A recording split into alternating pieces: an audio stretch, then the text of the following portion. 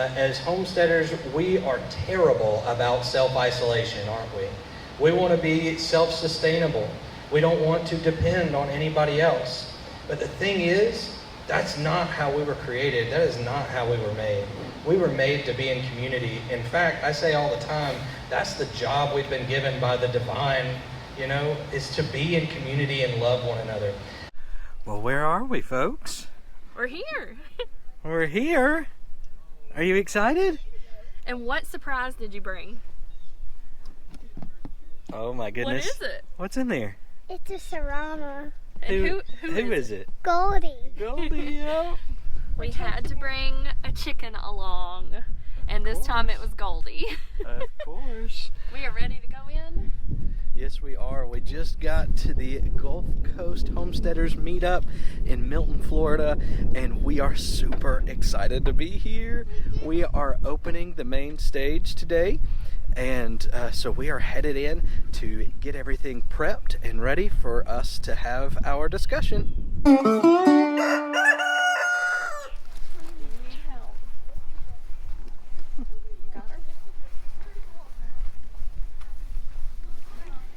Well, good morning, everybody. How are you this morning?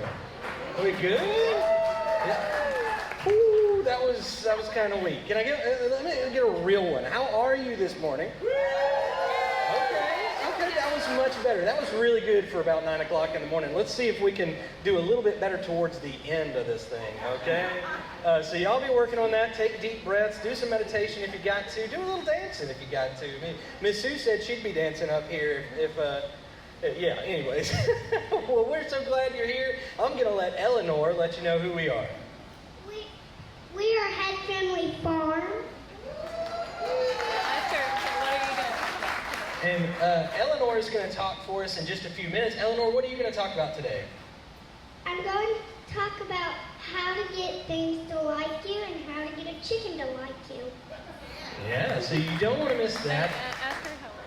Eleanor, can you let everybody know how old you are? 6. 6, yeah. Eleanor is 6. Jaclyn, you going to tell them how old you are? I'm just kidding. I just had a birthday. She did. And I remembered. And if you give me just a minute before we get started, we actually have a wedding anniversary coming up on Tuesday. Oh, he did a really good job. Yeah. I wrote it down in my notes. So that'll be Tuesday. We'll have been married for 8 years. So we're still getting started, but we're having a good time, I guess. It's okay. No, it's wonderful. It is wonderful. I guess we should get into what we're here to talk about. Sure, I don't know. I think we should just hang out, but other folks might be disappointed if we don't actually get into it. So, well, we, like Eleanor said, we are Head Family Farm, and we are relatively new to the whole homesteading thing, right? Which I think there are lots of folks that have gotten started with homesteading in the last few years. I don't know what happened that made people hang out at home more. What could that have been? But that's kind of what happened with us anyways. We are definitely pandemic farmers. That's how we got started, was during that time of being together at home. But what we want to talk to you about today is how we kind of went from knowing very little about poultry, about homesteading, about any of that sort of thing, and how we jumped kind of headfirst into all of it, no pun intended, and immediately, once we got rolling, within the first year of having a small poultry hatchery, we were actually able to turn a profit that year. So we're going to tell you a little bit about that and what that story has looked like over the last couple of years for us. So in 2019 is when we bought the farm. We didn't die, we actually bought the farm. And 2019 October is when we moved in. Sorry, I'm not going to blow into the microphone all the time. In 2019, we moved on to the farm, and our first few weeks were really interesting. What did we do right after we closed on the house? Went to Disney World. We went to Disney World. That's what you do when you have a big, exciting thing, right? And that's what you do when you didn't plan to buy a farm. So we planned the trip before we bought the farm, and we were packed and ready to go on our trip the day that we moved in, and left 2 days for on our trip right after we moved into the house. And he didn't mention it, but I kind of grew up on acreage, grew up with goats, horses, animals, and he did not.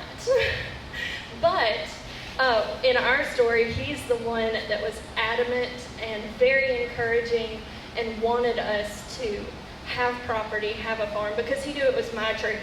He knew it was my dream long term for our family to be on land, to spend time together in that way, and have animals.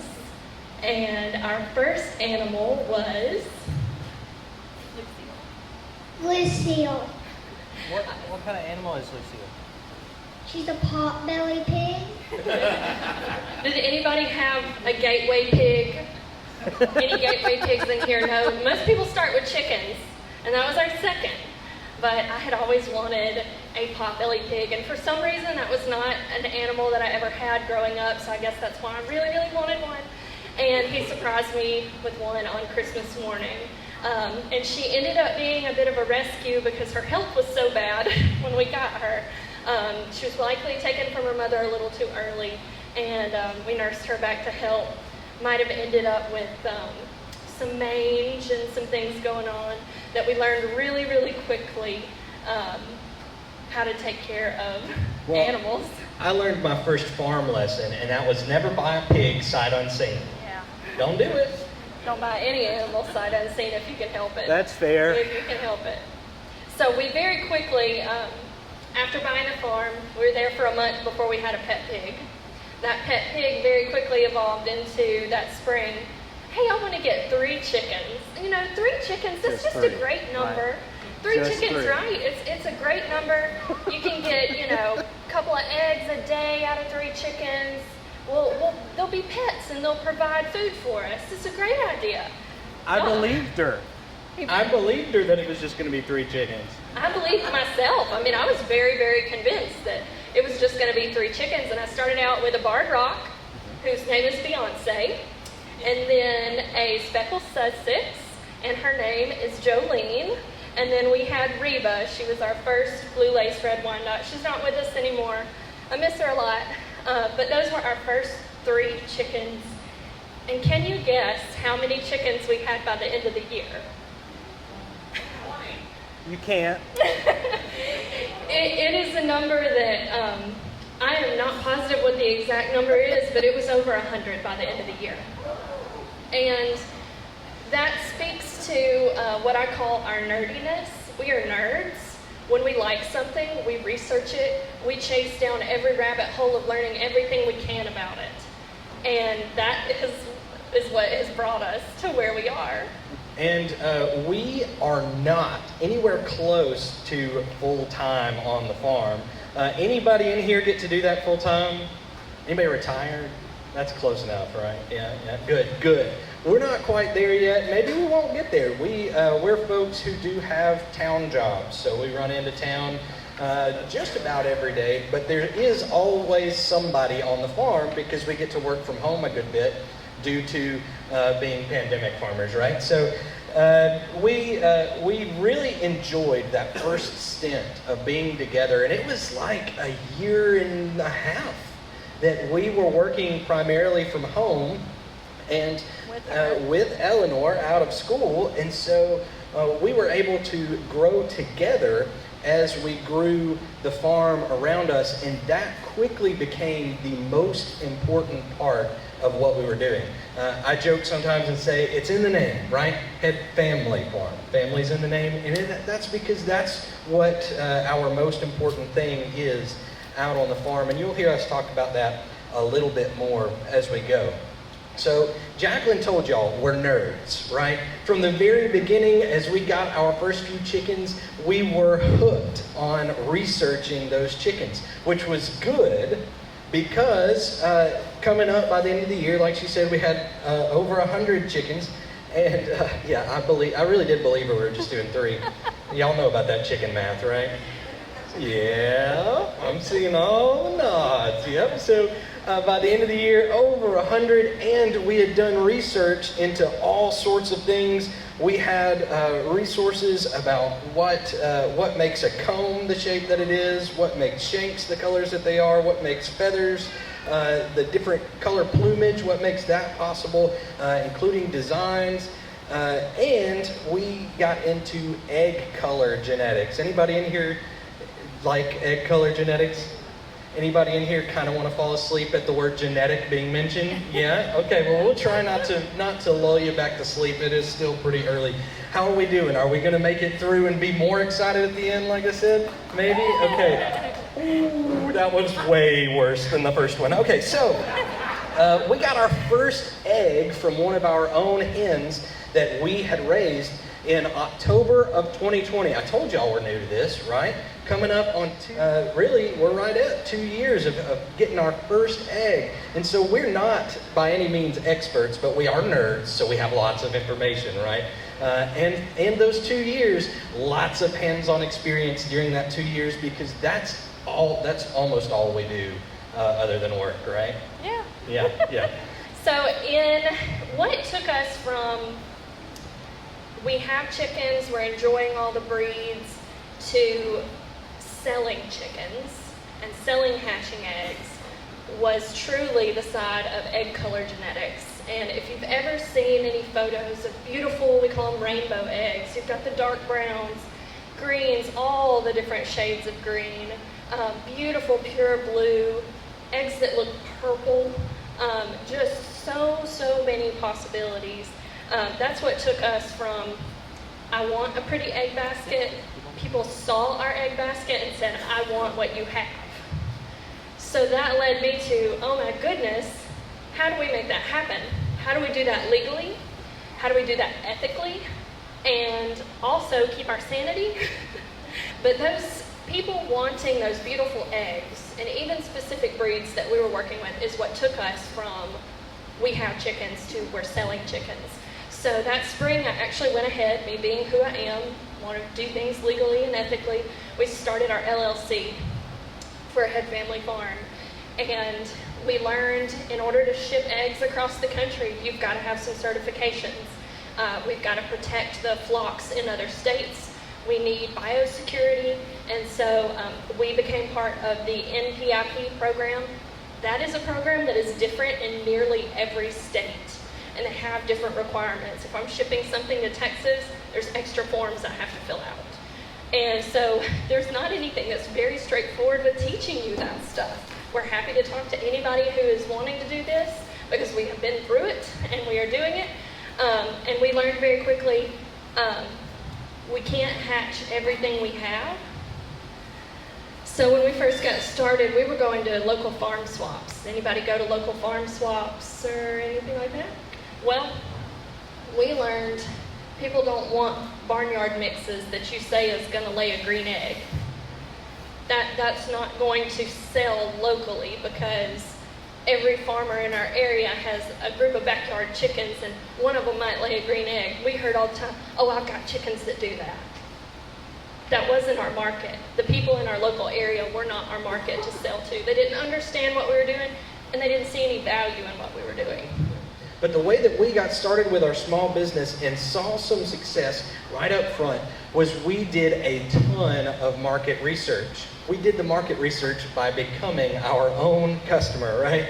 By becoming the group that we wanted to be involved with and to provide for their wants and needs. So we became our target demographic by doing that research. And that said, that is where we found our customer. We found our customers were not in our local community. Very, very, very few. If I was going to hatch 50 Americanas, 50 lavender Americanas, that's our main breed that we work with. True blue lane lavender Americanas. We know every bit of genetics that our birds have. We've spent time, we've spent research, we've spent money making sure that we have something that is excellent. And that is where we found our customers, was on Instagram. It's a different demographic. It's a different level. Most of the people on Instagram are women, and they want pretty pictures, they want pretty eggs, they want pretty chickens. If you're in that niche like we are, and that is how we found our customers. We just started marketing through Instagram, in our stories, through our images. I set up our website. We are both web developers. That's what we do professionally. That's our town jobs. Jean was laughing about that. That's our town jobs. And so we have experience in making something look very, very official, professional. We have experience with that. And so that is one way we were able to turn something like chickens into a marketable and desirable item. And so what we did was, having done our market research, we said, okay, well, what sorts of chickens and traits within those chickens do we want? And what sorts of traits are people looking for in this community that we've become involved with? And what we did was we specialized. This is another very important thing, at least in our experience, with starting a small business and getting it going. Specialize. I'll say it 1,000 times if you'll let me. I'll just stand here and say specialize for the next hour. But so we did that. We found something very specific and difficult to find. Sorry, we don't have 2 mics. Maybe we should just hug up and I don't know. We started dancing a little bit. But I did say they need to get more excited by the end of it. We learned very early on, like he's saying, specialize. For us, that meant we need to work with one breed. We need one breed, and we need to make sure that that breed is bulletproof, so to speak. Like I said, we know everything about it. We know the color of every single egg that comes out of each hen. There's a way that you can do that. You can use food coloring. You can mark their booties. And when the egg comes out, it'll have a little bit of that food coloring on it. Now I know which chicken lays which egg. And I needed to do that because I had some Americana hens who had a slight green tint to their eggs. That's not desirable. It's acceptable in the breed, but that's not the most desirable thing. I want if someone buys a chick from me and it's a hen, I want to be able to say it's going to lay a true blue, sky blue, beautiful egg, not a single tint of green. So working with one breed allowed us to spend that amount of time and that amount of energy learning and making sure we could back up what we were saying with true information. And so being able to back up whatever work you're doing is very important. You know, your word is just about all you've got a lot of time. And so that was very important to us from the get-go. We don't want to send out a hatching egg. And you can say, and that comes from, we were burned several times. If you've ever gotten an animal and you thought it was one thing and then you find out it's not, and we saw that in the, we're part of the Americana Breeders Club, where we're in all the breed clubs, we go to shows, we see the most perfect bird possible, so we know what we're working towards. Everybody wants the perfect bird when it comes to showing, and it's impossible, but we did our research and we knew, and I saw other people, and I still see it all the time, people get burned not knowing enough about what they're getting in. You'll spend a year with a group of birds, breeding those birds, only to find out you've got undesirable genetic traits, or you don't even have the breed that you thought you did. So we really, we wanted to make sure that we were operating ethically and we were providing people with a product that they were actually buying, that they thought they were getting, and that really meant a lot to us, and it still does. And so for that reason, we're not necessarily expanding into many other breeds. We're staying very, very narrow. So we continued with that idea of specialization. We found our birds that we wanted to focus on at first, and those became the birds that made us profitable. The Lavender Americana, even today, is our most profitable bird, our most sought-after bird. It's the bird that we have waiting lists for. I was going to say, for us in that first year, we were able to cover the costs of operating our farm, feeding all of our other animals and all of our other chickens off of just selling that one bird, that one type of bird. And we sell hatching eggs and we sell chicks, and we'll talk about it in a minute, but when you're selling something that is animal related, there are so many variables that can go into affecting your profit. Yeah, honestly, livestock is anybody whose livelihood depends at any level on raising livestock, selling livestock, knows that it's a big time gamble. If you look at any of our social media stuff or our website, you're going to see a Lavender Americana, and that's because we love that breed. Now, while the Lavender Americana was our specialty initially, and still really is, we also found that there was another trend going on, and Jaclyn mentioned it earlier, the rainbow egg basket, right? Everybody wants that rainbow egg basket. You look down in the basket and there is just a rainbow of colors in there. Now, does anybody know how many different colors of the actual egg shell there are in chickens? The shell. Anybody know? Eleanor, do you know how many? It's kind of a trick question. There's two. There are white and blue, and so that's kind of the base color of the shell. And so the Lavender Americana, the Americana really, is one of the breeds that has a blue egg. And that came from a virus, a blue egg shell, there we go.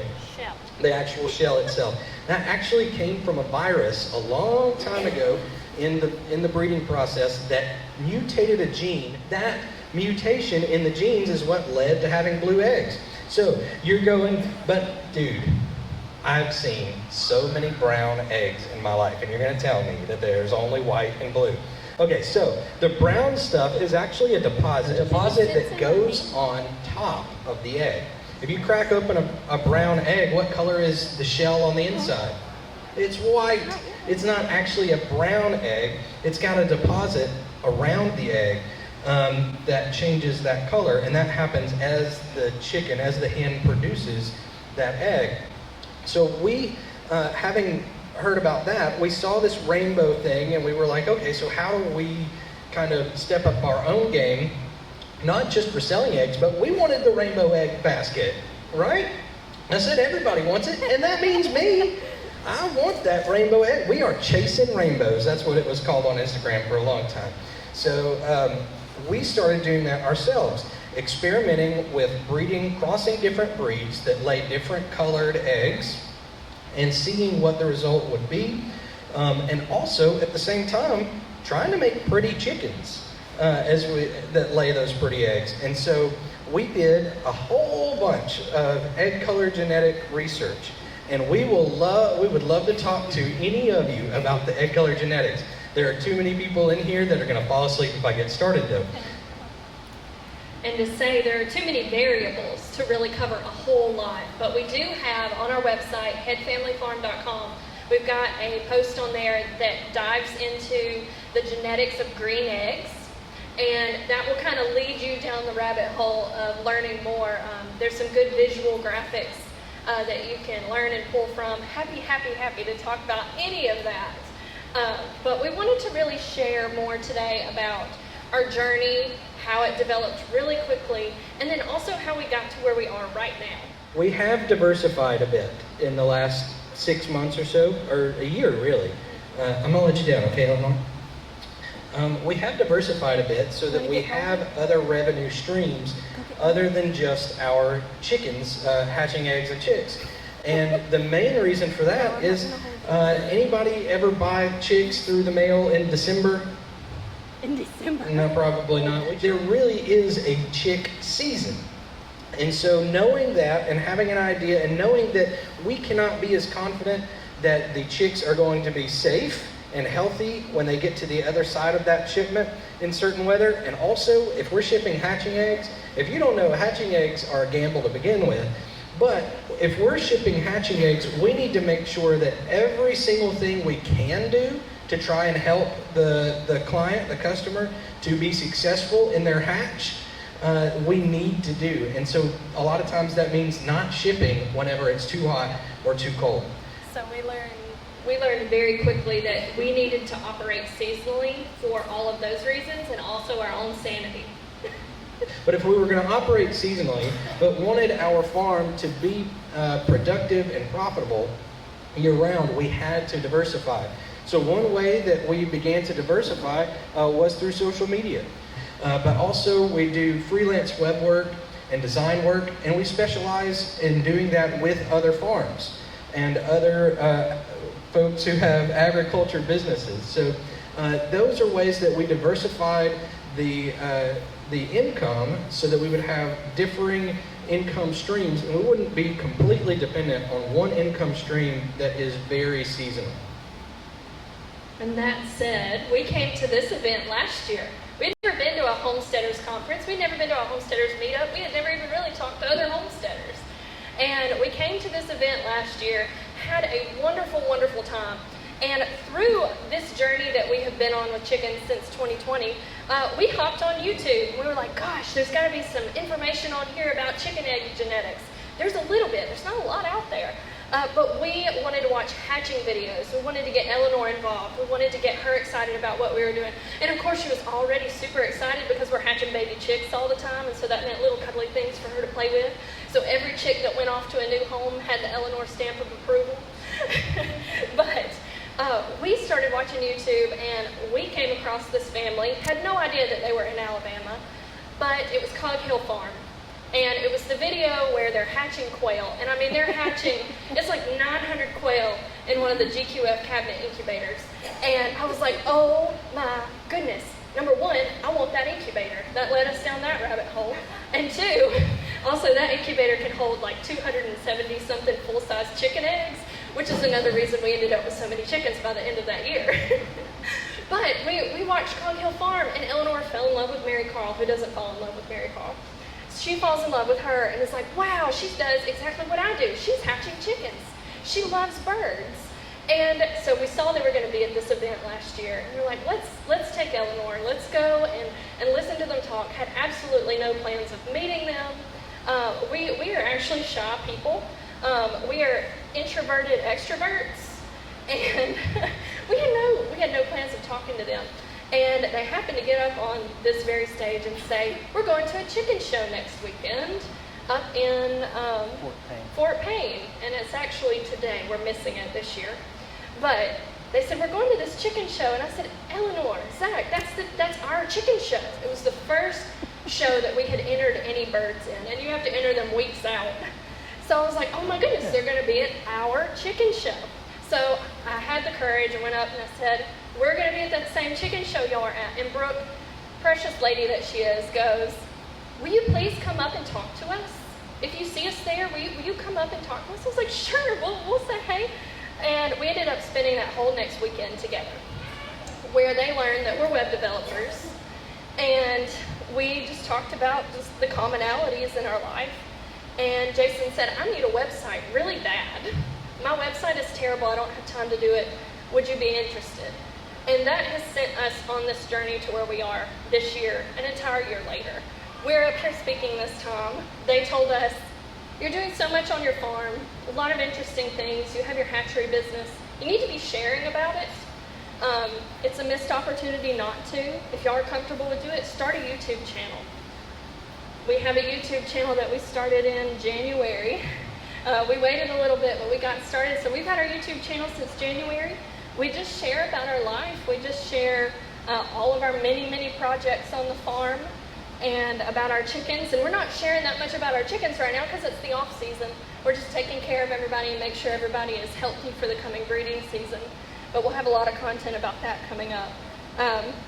But that said, the Lord opens doors and He changes your life in ways that, I'm going to get emotional, I don't want to, that you don't expect. And so I encourage you. I did an interview with Tracy at Just Dig It Farms recently, and I love her series called In Her Boots. If you haven't watched it, it's awesome. But we have learned if a door opens, walk through it.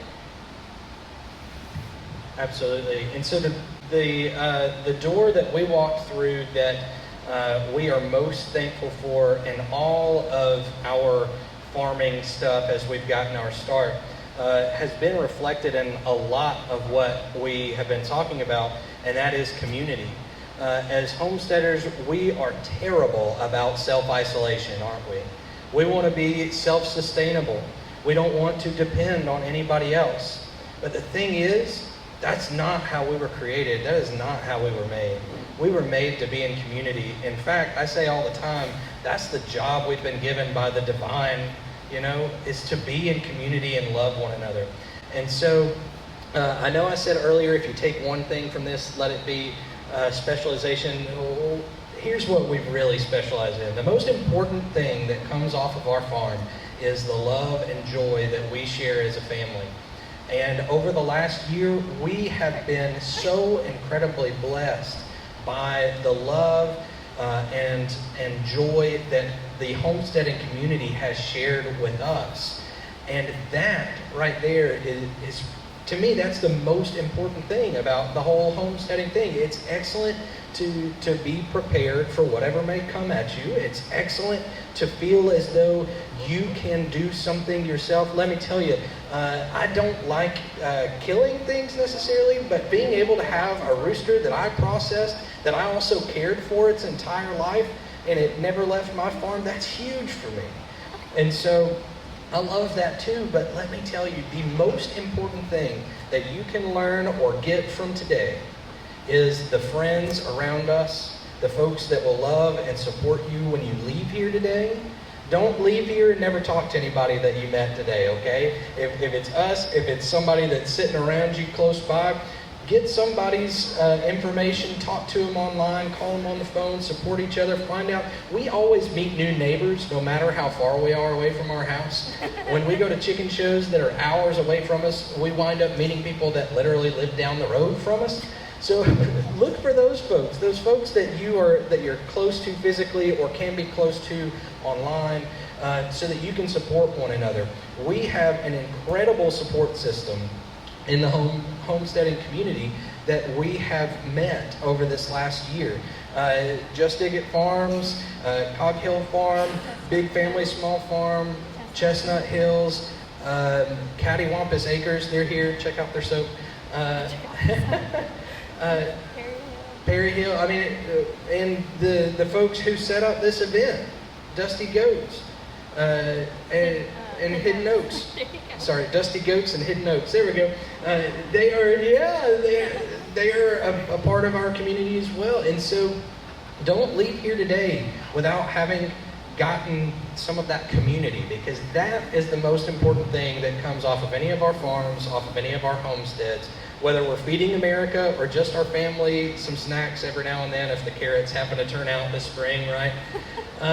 Know that the most important thing that's coming from any of this is that love and that joy, that hope for the future. That's what we hear all the time from people that interact with us online. That seeing us being younger and her and us being a family together, that it gives hope for the future. And so when I look in here today, that's what I'm seeing, and what I'm so happy about being here for is the hope for the future that you guys have brought with you and will leave with. We are better together. So if you get anything from this, I know that specialization is a big deal, and I'm going to talk to you more about specialization if we talk out here, but know that community is the most important thing about all of this. Find folks to love on and be loved on by, to support and be supported by. And that's what has been all that's made all of this worth it, really, with us, and that's why we do what we do. Yeah, we do what we do to be together. We are going to wrap up, and we're going to let Eleanor tell you how to make chickens like you. But I do want to mention, we have some cards down here. If you would like to subscribe to our YouTube channel, follow us on Facebook, follow us on Instagram, there's a QR code you can scan. It'll bring up all of that wonderful stuff. But we've also got some free stickers if you like chickens.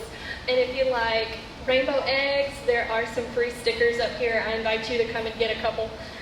Stick them on whatever you want. I've got them on my incubator.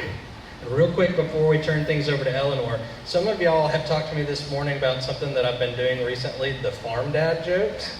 And now that I've got a captive audience, you know I'm going to tell at least one. Will y'all help me out in making a farm dad joke video? All right, we are at the Gulf Coast Homesteaders meetup today, and I can't be in front of all these folks without telling a terrible joke. So, all right, are y'all ready? All right, ready for farm dad joke? Okay. All right, here we go. What do you call it when cows spy on each other Anybody? Anybody? No, this is really good. Okay. Okay, I should have told Jaclyn the answer so she could. Okay, here we go. It's a stakeout.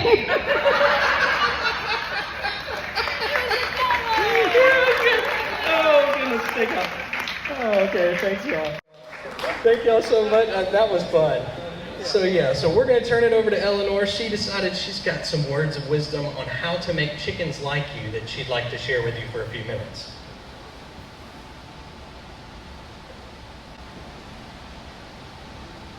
You want me to hold her? All right. Tell them what you do. Am I doing a good job of making her like me? Say in the microphone. He is not. This is how to get a chicken to like you is get them out of the coop and get them out and like let them walk around and then let them get close to your body and hold them closest to you, and then you just do it every day or every once a week and they will get sweet. You should give them treats and other stuff that they might like give them some free range time. You need to take time with them, and if you just feed them, go to their coop, get everything you need for them, and you can start training them to do stuff you want. This is Goldie. She is a Salama. And how long have you had Goldie? Not very long. How long do you think you've had her? I think since last week. Yeah, just a couple of weeks. What's that? Yeah, who gave you Goldie? Mary Carl. Yeah, wasn't that very sweet of her? Yes. Yes. Is there anything else you want to tell them? I am going to talk about some more things that you can get animals to like you. So we're already done talking about chickens, how to get you to like you, and then I'm going to talk about how to get pigs to like you. Okay, how do you get pigs to like you? You feed them, you go in their coop, like what I do with Lucille. I hope you guys have been watching us long enough to see this video where I lay on her and she's laying down on the ground and I'm just laying on her. Yeah, was that fun? Yes. Do you think Lucille likes you? And you think it's because you gave her food and belly rubs? Yeah? Belly rubs are good too, right? Yeah, but food is a big deal, right? Yeah. Yeah. And also I did do some like ear scratches behind the ears. You can do that to your pigs if you guys have pigs. And also that day, Peanut came after my pants that had apples on them. She was trying to eat my pants. You have anything else? Okay, go for it. Now to get some goats to like you. How to get a goat to like you? We've been doing this. We just started doing this. We let our goats out on a leash, out of their pen, so they're like running around. If you've seen that reel, it's really funny because you guys can look on the reels and you guys can find it. It's really funny because I'm holding on to them. I just make them jump and they're like jumping around, and then we have one where they're like jumping around with me. I have their leash on. They're running, and it's really funny because they're on a leash and they're like galloping, and they're just waiting there. When I want to go, they're not even going anywhere. They're just staying there and try to get leaves to eat. Yep. Well, cool. Well, you want to tell them that they can come up here and get some stickers? You can come up and get some of these stickers. So these, you don't have to pay for them. They're free. Yeah.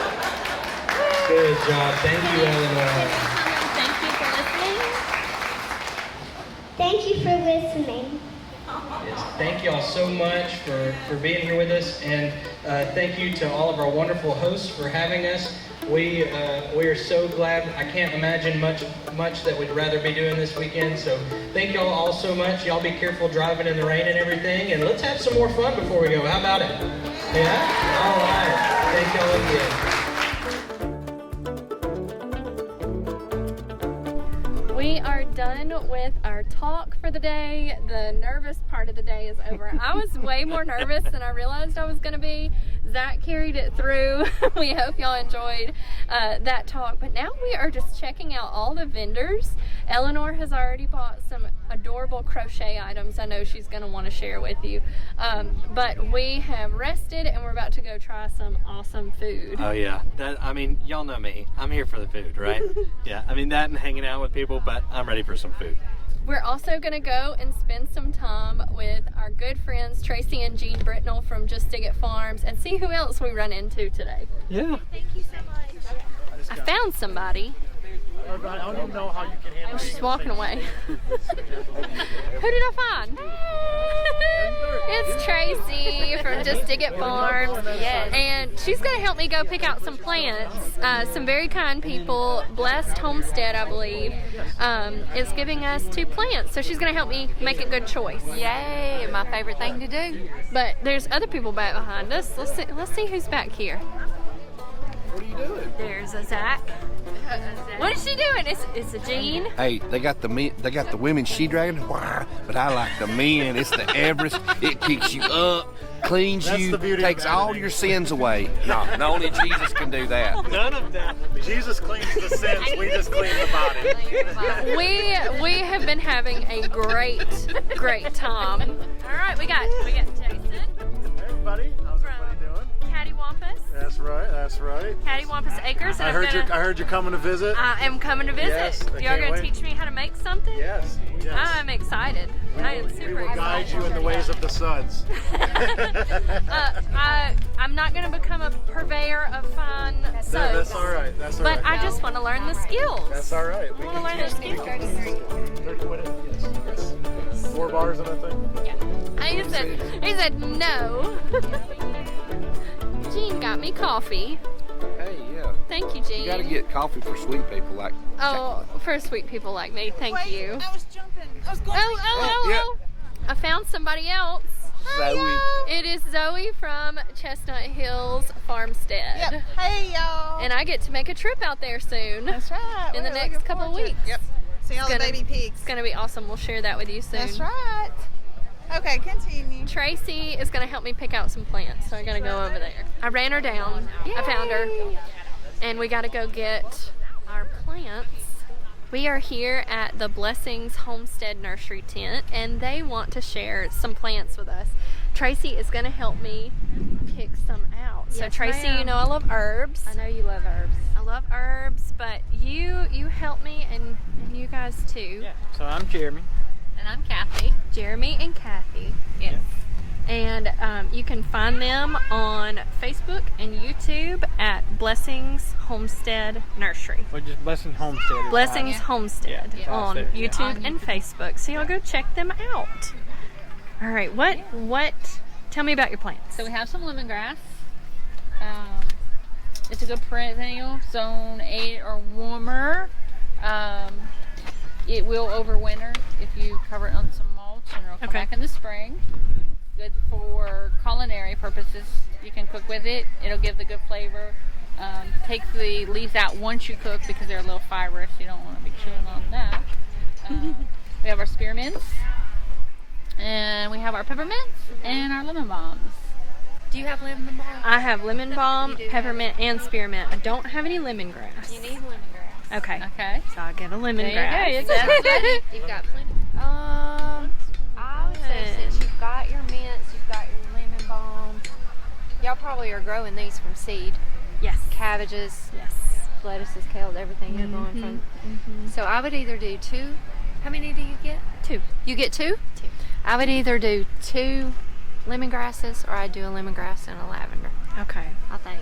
I think I'm gonna do 2 lemongrass. Yeah. if that's okay. Yeah, that's Is that all right? Yep, nope. Thank y'all so much. We We appreciate will it. help you out with that. See, I'm thinking you can add that to your herb garden space, and maybe you could put it. Put them in the corners, or should I put them closer together? Well, I would put them. And they're definitely ready for some transplant. I would probably take them and put like along that little border part. Mhm. Maybe put one in the corner and then put one on the other side. Mhm. Not put them right together, but put them Okay. apart from each other, and because they get really big and full and really pretty. Y'all hold me accountable on doing what Tracy says. Yeah. I gotta do what Tracy says. I think that would be nice. Thank you. Very cool. Thank You're you. welcome. Thank y'all so much. Thank you. Thank you. Appreciate it.